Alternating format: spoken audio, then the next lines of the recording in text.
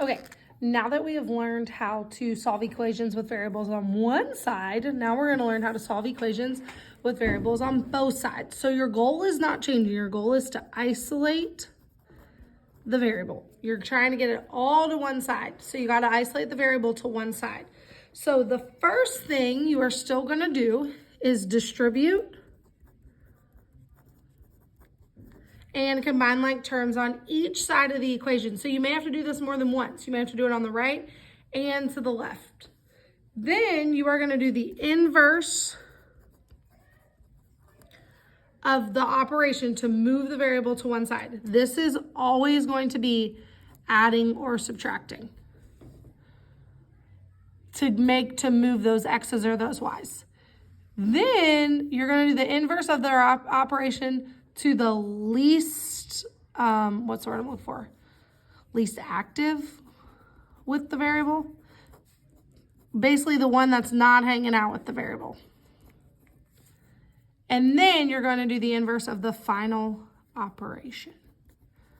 So these steps should make sense, and we're going to try them on these two examples. All right, here we go.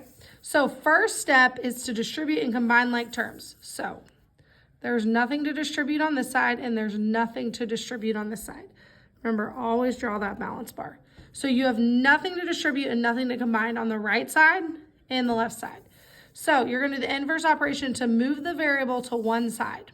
I'm going to move the 4a. In order to move the 4a, I have to subtract 4a to make a 0 pair. So 4a minus 4a makes 0. And I'm left with negative 18 equals 5a plus 2. Because 9a minus 4a leaves us with 5a. All right, and then you're going to subtract 2. This becomes a 0 pair. 5a equals negative 20. And then you do the inverse of the final operation. So divide by 5, divide by 5. A is equal to negative 4. So same concept, the only extra step is I had to move my variables to one side. You could have moved the 9a, it doesn't matter, you have to pick which one you want to move. All right, let's try example 2. Draw your balance bar. All right, so there's nothing to distribute or combine over here, so I can leave that side alone. There is some stuff over here to distribute. So I'm going to distribute that negative 2 to everything inside. So negative 10 plus 6y. Because a negative 2 times a negative 3 makes a positive. All right. Now you can decide which y's you want to move. I'm going to move the negative 8y.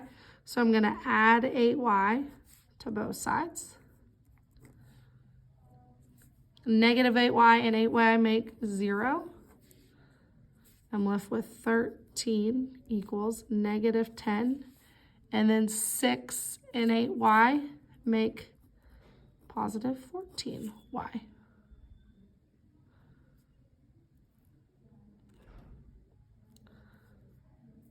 All right. Then add 10 to both sides. I'm left with 23 equals 14y. Divide by 14, divide by 14. Y equals, you can either leave it as 23/14 if you would like, or 1 and 9/14 if you would like. Both answers are correct. All right, I'm going to do the next two. If you'd like to pause the video and try, you could do that, or you can follow along. Completely up to you. All right, here we go. So first I need to distribute. 3 times x is 3x. 3 times 7 is 21. And then I don't have to do anything to this side. I'm going to move the 3x. So subtract 3x, subtract 3x. That is 0. 21 equals 4x minus 5.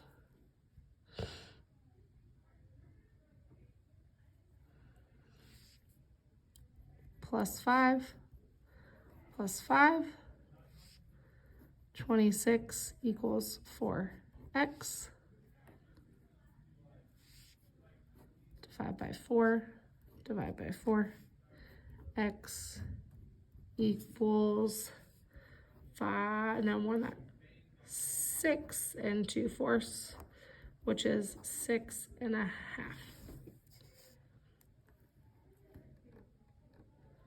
All right, next one. Oh, I love this one. All right, first I'm going to distribute that 2. So 2 times a is 2a. 2 times 6 is 12. Here I got to distribute that negative. So negative a plus 8 plus 1. Oh, this one, so this time I get to do the second step. So I distribute it and I have some like terms I can combine over here. I can combine the 8 and the 1 to make 9. So 2a plus 12 equals negative a plus 9. All right, and then you decide which a to move. I'm going to move the negative a. So I'm going to add a, well, leaves me with 3a plus 12.